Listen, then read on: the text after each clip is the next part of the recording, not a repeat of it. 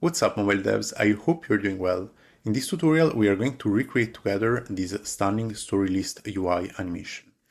Honestly, this tutorial is going to be a bit more advanced than all of my other tutorials. Of course, we are going to start from a blank piece of paper. We are going to start since the beginning and reach the end together. However, I highly recommend you, if you're not familiar with Reanimated, to check out a couple of my previous tutorials. The first one is about the interpolate function, and the second one is about a custom onboarding that I created. So you can find the link in the video description if you're interested in. And last but not least, if you're really curious about React Native animations and want to learn more, don't forget to check out my online course at reanimate.dev. So this course is designed to guide you from the basics of React Native animations to advanced techniques. And let's say the best way to achieve that, in my opinion, is to always recreate something from scratch.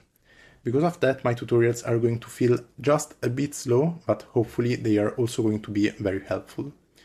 So this course is definitely built on top of animations, and we are going to explore how Reanimated works, how to unlock the full potential of Gesture Handler, and how to build stunning visual effects with React Native Skia. So no worries at all, because if you want to support me, subscribing to my YouTube channel is definitely more than enough. And that said, let's finally get our hands dirty and let's finally move on to the code part. So here, as you can see, we have our lovely blank TypeScript project initialized with the Expo, and this is just running on Expo Go. And in the package.json, you can see that I've already installed Reanimated.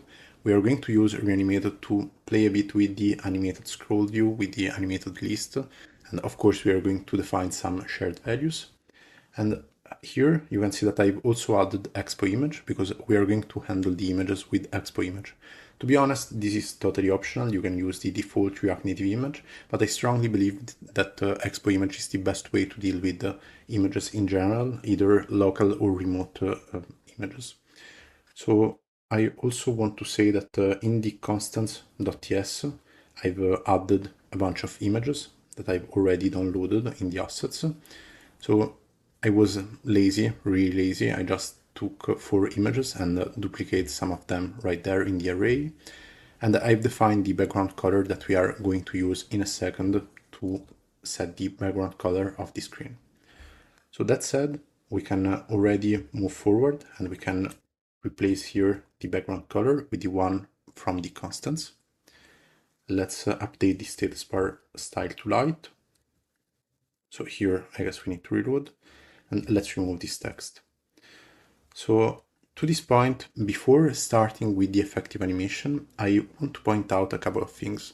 So this animation is a bit tricky, to be honest, and we are going to split the implementation of this animation in 2 steps. Of course, we are going to deal everything in this tutorial. I don't like to split the tutorial in multiple parts, but here you can see the last step, so the result that we want to achieve. But before implementing, before reaching, of course, this step, which is the last one, I really want to focus on building this initial step. So it is a bit hard and abstract understanding why this step is related to the next one, but believe me, we are going to find out how these 2 steps are related. So the whole point is that in this first step, you see since the beginning that we need to handle a list. We need to handle some sort of scroll view. So if you see that, you see that we are using a list. In this one, we are going to use a scroll view, but it will work as well with an animated flat list, so no worries at all. And in this one instead, so in the last step, it is less obvious that we are using a list, but somehow we are using a list as well. So in order to simplify things, I really think that we should aim first to reach this level. And once we are done, we are going to think about the last step. So in this one, you can see that we have a list of images, and let's try to focus on building this list of images. So first of all, what we need, of course, a scroll view. We are going to use the scroll view from React Native. And here we can access the images that are defined in the constants. Actually, these are defined as stories. I was really creative. So let's say stories.map. Let's take this story. And here, dealing with the parentheses is always a bit tricky. And let's define here just a simple view. So let's say style equal to height 200, width 200, background color red, just to see something. And let's place the key as index. So here we have by default a vertical scroll. So let's say horizontal. And we want to center this. List, of course. So before centering it, let's think about this component. This one is going to be our image, but these images are going to support shared values, animated styles. So these components are going to be a bit tricky. And because of that, let's just move this component right there into the components folder. So let's define here the components folder. And let's create the story list item. I mean, you can really call it as you want to. And this one is going to be just a React functional component. And for now, we are just going to return this simple view. So let's say view, let's remove the index, story list item, and let's export it. So here we just need to import the component from the story list item, and let's pass the key again. Let's just reload. And nothing has changed. We have the good old issue that we had previously. So let's define first of all here the image height and the image width. So we want the image width to be somehow the 80% of the window width. So you can see that right there. You can see that somehow this looks like the 80% or 90% of the window width. So let's say story list item width equal to the dimensions get window width multiplied by 0.8. And then we need to define the height. So here the height, it is somehow the, let's say the width divided by 3 multiplied by 4. So we are using the classical aspect ratio 3/4. So let's say story list item height equal to story list item width divided by 3 multiplied by 4. So let's pass these values right there. And that's fine. I mean, of course, that's not fine because we are not even able to see all the views. Let's have just a simple border for now. So you can see that it looks somehow fine. Let's export these values and let's access here these values. So let's wrap this scroll view with a view. And we are going to define this view with an height equal to story list item height. I mean, there are probably better ways to handle with this styling, but I mean, this one is fine for this tutorial. So in this story list item, what are we going to support? Of course, we are going to support the images, and we need to pass from these constants, from these stories, the image to the story list item.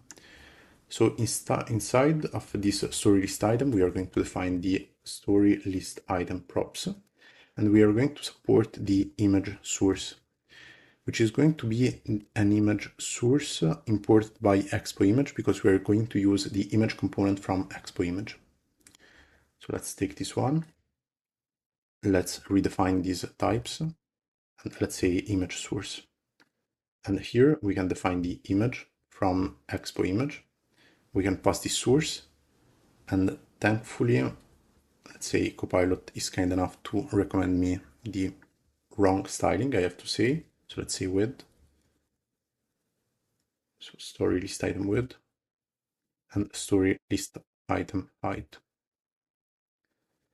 If we reload, I mean, the styling was probably correct, but actually I forgot that we are not passing the image source. So let's say story.imageSource, and that's fine. So we can also get rid of this weird border and background color. And to this point, let's get back to our first step story list. So here, let's say the width is 90%, I have to say, but if you look at the last one, I fixed here the width. So let's close our eyes. 0.8 is going to be fine. So the 80% is fine for the width. And let's just add the border radius.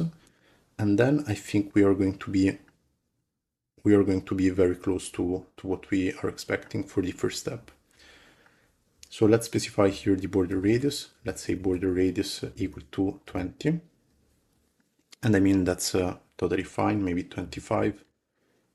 Okay, perfect. So far, everything looks great, but of course, we are not interested in achieving this state right there. We are interested in achieving this last step. And in this last step, the first thing that you can notice is that we are supporting somehow the absolute positioning. So how can we handle this in our for our list? First of all, let's actually avoid this duplication. So let's just consider the height and the width for this component for the image. And let's specify here the position absolute. And everything is disappearing, which is amazing. But this is related to the fact that we need to define container width for this view. So let's say width equal to 100%. Amazing. So in the absolute positioning, we are stacking the stories one on top of each other. And this means that by default, the last story will have the highest priority.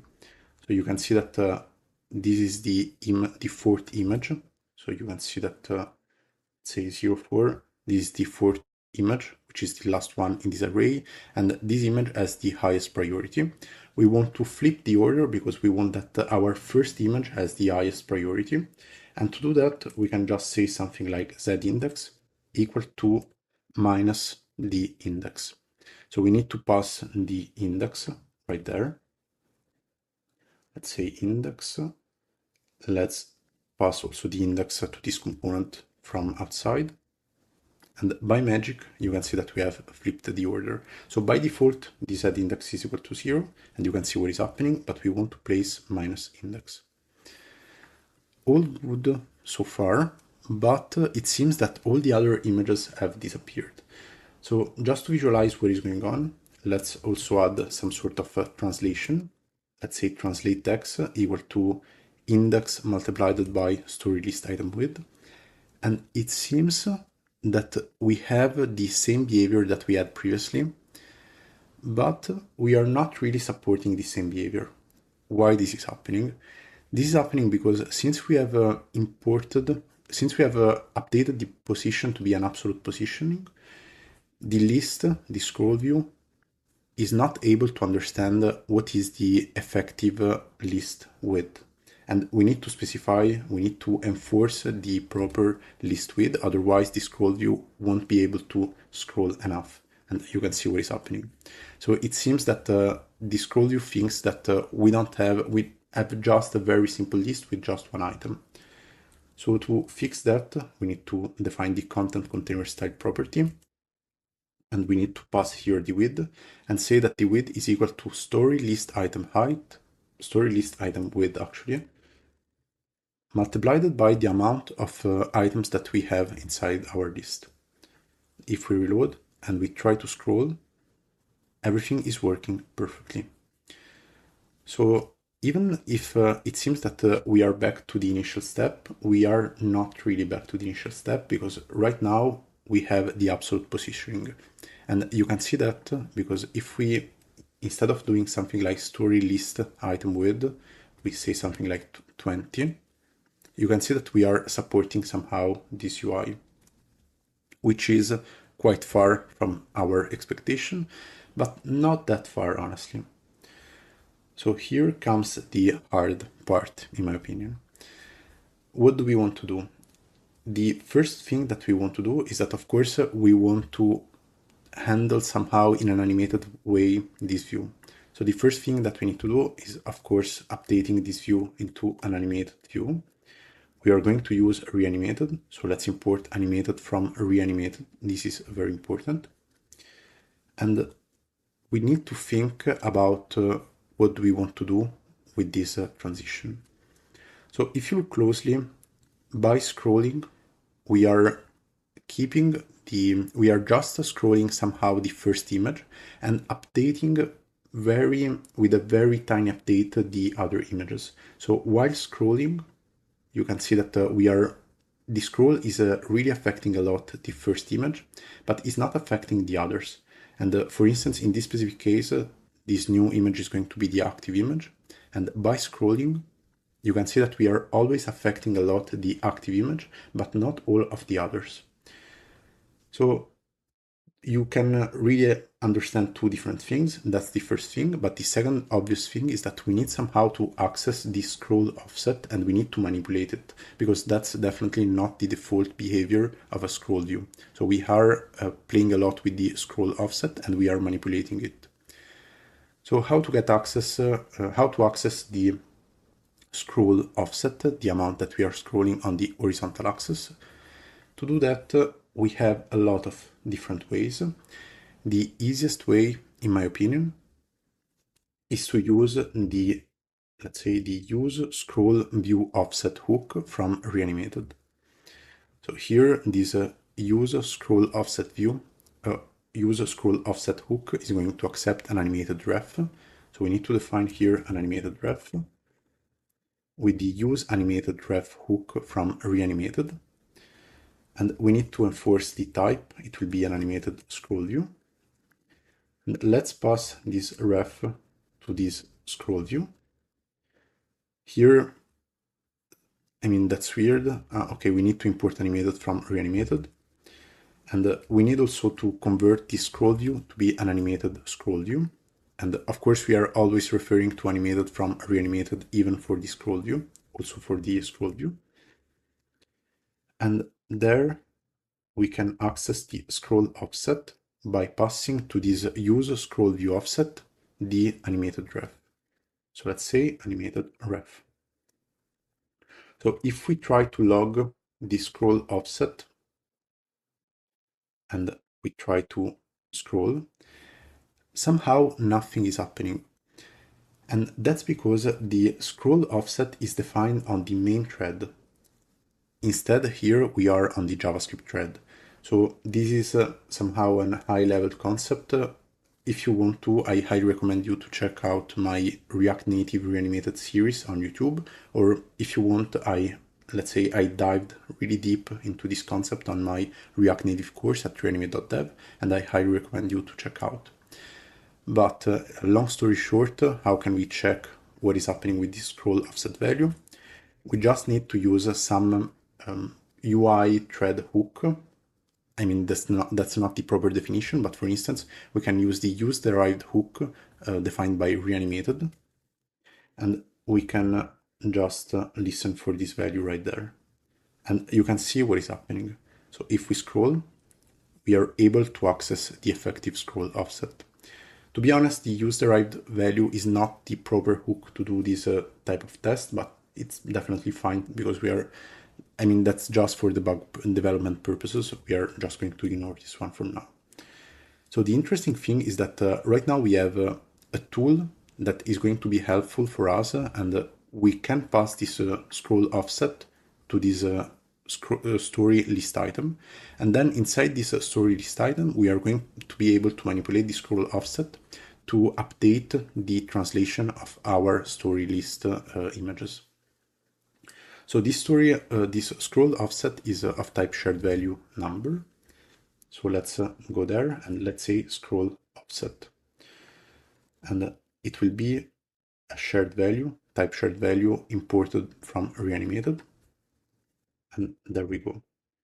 So we need, of course, to pass this scroll offset to this image right there. And that's somehow fine. So here, what is happening? Here I forgot the closing bracket for the animated view, and all looks good to me right now. So far on the, let's say, UI wise, nothing is changed, but I also want to point out one important thing. I'm not sure if this is required, but it is definitely a good addition. Here we want to be sure that the scroll offset is evaluated with an animation expected of 60 FPS, 60 frames per second.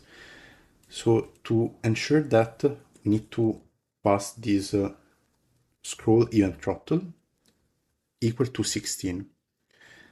I know that this sounds a bit abstract, but I guess that this use scroll view offset under the hood, it is using the onScroll callback from the scroll view. And with this property, we are ensuring that the onScroll callback is fired each 16 milliseconds.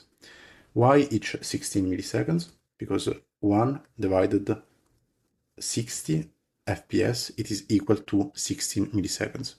This means that if we want to ensure a 60 FPS animation, we want to fire the onScroll callback let's say each 16 milliseconds, and the onScroll callback will be very useful in order to evaluate the scroll offset. Again, I'm not sure that this is needed. In the past, this was definitely needed, but I'm not sure that if it is needed as well with this hook, or if Reanimated is handling that by default under the hood.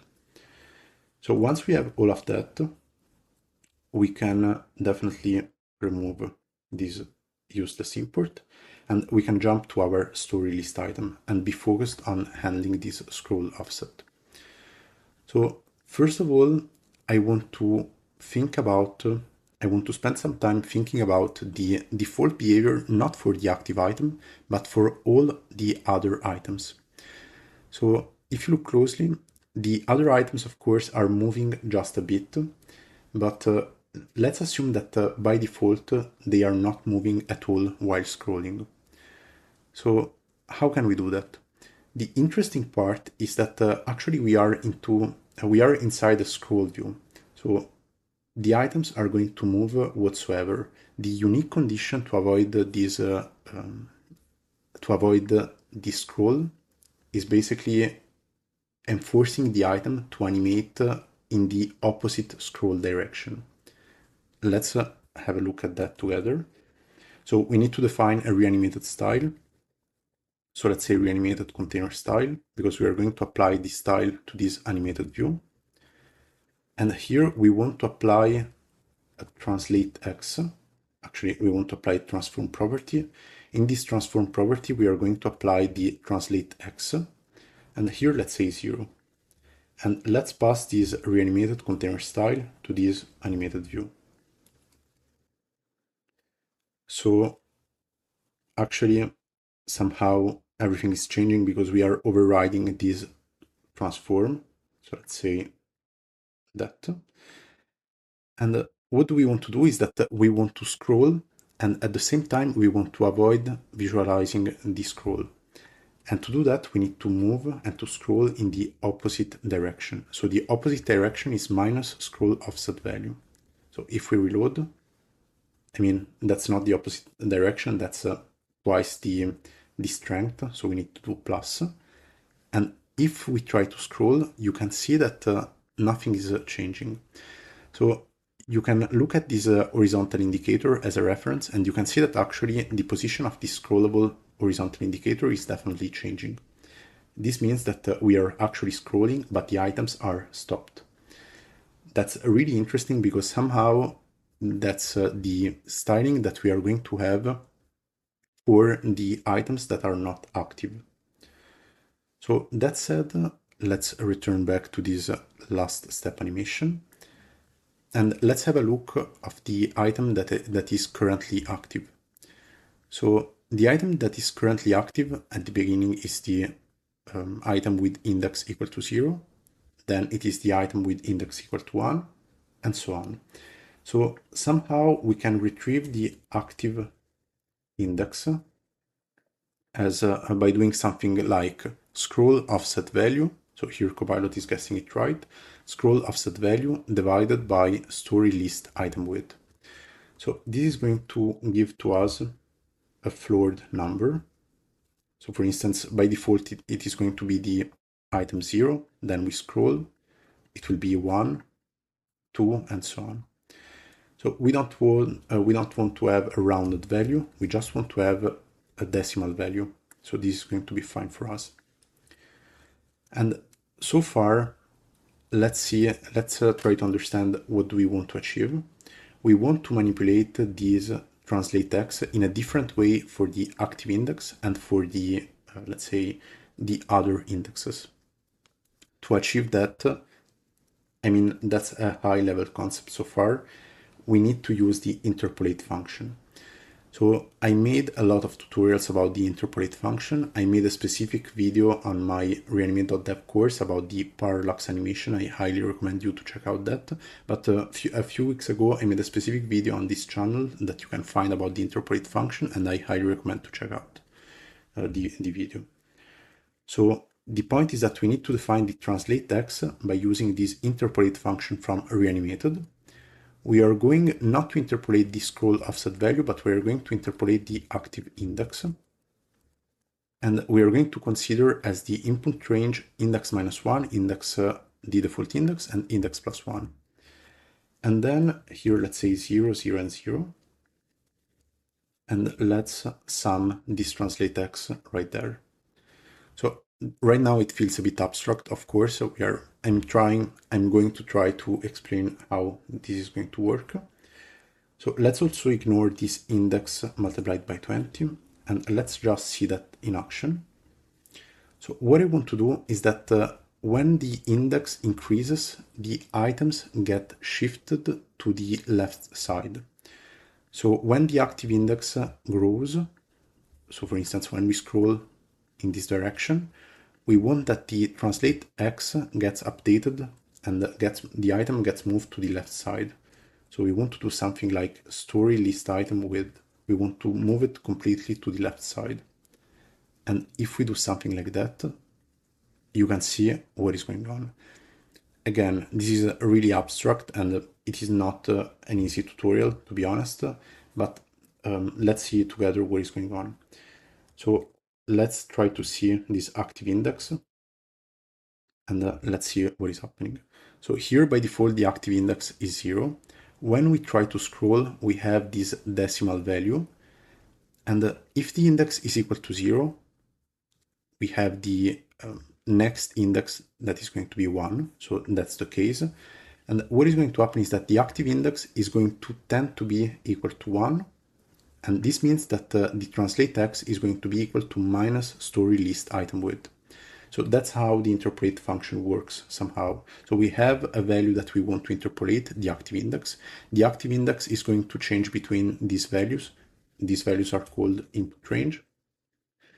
And we want to remap the translate x to this output range. So whenever the active index is going to be equal to index, the translate x is going to be equal to 0. When the active index is going to be equal to index -1, the translate x is going to be equal to 0. When the active index is going to be equal to index +1, the translate x will be equal to minus story list item width. In between, so between these values, the translate x will be a value between this output range, for instance, or this one in this specific case. So this index, of course, will change for all of the items. So let's just focus on the first item, the index equal to 0. When by default the active index will be 0, when the index that we are considering is 0, so here the input range is going to be something like -1, 0, and 1. What we are saying is that when for the first index, for the first image, when the active index will be 1, the translate x should automatically update itself to be equal to minus story list item width to move it completely to the left side. So for instance, if we do something like story list item width divided by 2, it will not be completely moved. So that's a pretty powerful concept, honestly.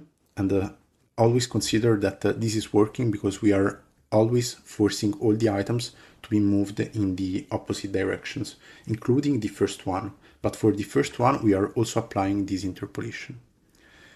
So that said, let's actually try to fix a bit this demo. So what do we want to do? Let's check again the last step. So in the last step file, we have, of course, this scrolling behavior, but we also have these offsets that we want to take into account. So these offsets are handled in this other part of the input range and output range, so we need to manipulate that a bit. So for instance, in this specific case, let's say that if the active index is equal to index minus 1, we want to do something like 60. Or we want to have a bit more detail. So let's say index minus 2. Let's say here 120. And somehow this is far from our expectation, to be honest. So let's say 30 and 60. And it looks somehow great. But I mean, we are just interested into applying this interpolation for the first item, the second item, and the third item. We want to ignore all of the others. We want to clamp somehow the ranges. And to do that, we can use the extrapolation type from Reanimated dot clamp. So what is the difference? By default here, Reanimated is going to extend this input range and the output range. So for instance, here it is 30, 60, it will infer automatically 90. But we want to avoid that. We want to force all the items to be equal to 60 after the index minus 2. So if it is index minus 3, it will be equal to 60 as well. And here, if we reload, you can see that somehow it is working nicely. So the additional important thing that we want to do is that by following this last step, we want to animate also the scale. So you can see that we are animating also the scale of the items. We can handle again the interpolate function. So I'm just going to copy this translate x. We are going to use the scale. And here, let's say, by default, let's put the output range to be equal to 1 for all the items. And let's try to think about that together. So let's avoid this comment. And let's say scale. So here, let's say, if the item is active, so if the active index is equal to the index, the scale needs to be equal to 1. When we are going to shift the item to the left side, the scale needs to be equal to 1 as well. But for the others, we want to update the scale to 0.9, for instance, and 0.8. Somehow this is working, so you can see here that somehow this is working, but we are applying the scale after the translation. Usually, let's say we can shift this order, but what actually works a bit better is to increase a bit the translation right there. Why? Let's say the order in the transform array really matters a lot. By translating first and scaling then, the translation won't have the same effect because we are scaling it after. So in order to fix a bit this behavior, we need to increase a bit the translation in order to be affected to the scale and still see what the translation, still see somehow the translation. So you can see that everything is working properly. There are still a couple of minor things that we need to fix.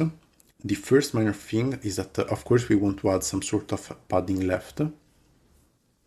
So here, how can we do that? Let's define here some sort of padding left. Let's say equal to 80, just to keep things easy. And by default, the translate x is going to be equal to 0 if the active index is equal to the index. Instead, we want to use something like padding left. So let's say 60. No, maybe that's too much. 20, 30. We are going to find another value in a second, but for now, let's just use 30.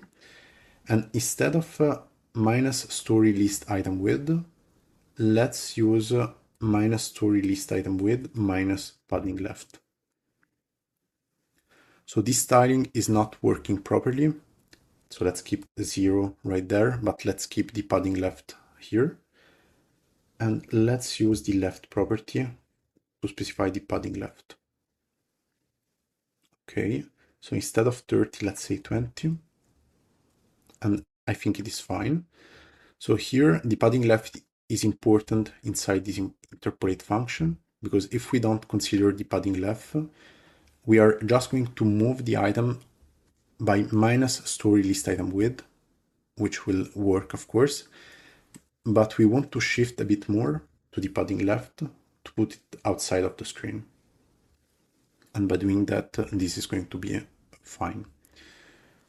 So this padding left equal to 20 looks great. Usually what I like to do is that I like to define here the window width. So let's say window width. Let's say that the padding left is going to be equal to window width minus story list item divided by 2. This is going to center the card. Instead of centering, let's put it a bit on the left side and let's say divided by 4. And this is totally fine. The second issue that instead here we have is that if we try to scroll to the end, we are not able to perfectly scroll to the end. So why this is happening? This is happening because as let's say mentioned on the very beginning of the tutorial, the scroll view is not able to understand perfectly what is going on with these images because we are using an absolute positioning. And to this point, we are not just using an absolute positioning, we are using a custom width, and we are also using some sort of padding. So we need to take into account that the amount that we can scroll is not just equal to the story list item width multiplied by stories.length. It is equal to this amount plus the left padding and the right padding that we have over there. So plus the wall padding that we have on the screen, because by scrolling, here we still want to continue scrolling by this amount right there, which is identical to the left padding and the right padding summed together. So how can we get these two values? This is very simple. These two values are just equal to the total width minus this story list item width. So let's save this one. Let's access here the list padding by saying something like window width minus story list item width. And let's sum this list padding to this width. And if we try to scroll, everything is working perfectly. So honestly, this is not a trivial concept to understand at all. I lost a lot of hours to understand why it was needed to apply this padding. But if you play a lot with the values, you are going to understand what is the cause. And it is actually related to the translation, the scaling, the custom story list width, and to the fact that we want to scroll till the end of the list. So we need to take into account the spacing and this one. So it seems that we have completed the animation, but actually we haven't completed yet. There are a couple of really minor things that can make a huge difference in the experience of this carousel. So if you scroll it, you can see that somehow we don't have this lovely snapping behavior that instead we have on this demo. So how to support this snappy effect? It is extremely simple. We just need to specify the snap to interval property on this animated scroll view. The snap to interval needs to be equal to the interval that we want to snap to. And this is going to be equal to the story list item width. So if we try, that still not good enough. So somehow it is working, but it isn't perfect. To make it perfect, I usually like to apply the deceleration rate property equal to fast. And here you can see that it is working almost perfectly. However, adding this sort of padding is somehow wasting a bit this transition, because you can see that it is pretty slow. Here you see that it is reaching at the end with this sort of deceleration rate, the end of the screen, but it is not what we want. I mean, it is somehow very similar to what we want, but let's just multiply this padding left by 2 to increase the speed of the transition, because we are updating a bit the position of the item that we had. So you can see that we don't have any more. So you can see here the difference. By doing multiplied by +2, it is a bit quicker. And the almost the last thing that I want to do, so here you can still see this indicator. It was extremely helpful during the development process, but we can definitely get rid of it. So let's say shows horizontal indicator equal to false. And we don't see it anymore. And the last thing is that if we try to scroll very quickly, we are going to move multiple images. We don't want to do that. We just want to enforce one image per time. And to do that, we can use the disable interval momentum parameter property from the scroll view. And if we reload, you can see that it is working perfectly. So instead of using the animated scroll view, I just want to make clear that this one is going to be perfectly, it is going to work perfectly also with an animated flat list. I don't think it is worth it to see that together. I mean, just support the render item function and the data parameter, and automatically it will work perfectly. So thanks a lot for staying with me all this time. This one wasn't easy at all, in my opinion, but I think that you need to be a bit more, the level of this tutorial is a bit more advanced, and I highly recommend you to check out the previous video before dealing with it. I mean, I'm saying that at the end of the video. Of course, I'm going to say it also at the very beginning. But after all, I think it is really worth it to have a look at how this animation it's working. So thanks again for staying with me. And if you want to support me, don't forget to subscribe to my YouTube channel. And hope to see you to the next one.